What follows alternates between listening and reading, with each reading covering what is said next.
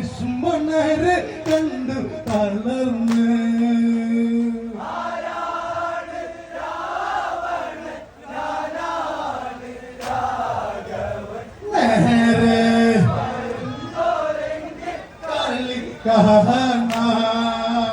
വാനരർ ആത്തു നിന്ന് എങ്കും മുഴങ്ങി കേട്ടു തിങ്ങും പടനീരന്നു തിന്നും പൊൻവാളുയർന്നു ദൂരെ മാളിക മേലെ നിന്നു അലങ്കാരാജൻ ശ്രീരാമ ലക്ഷ്മണരെ കണ്ടു തളർന്ന്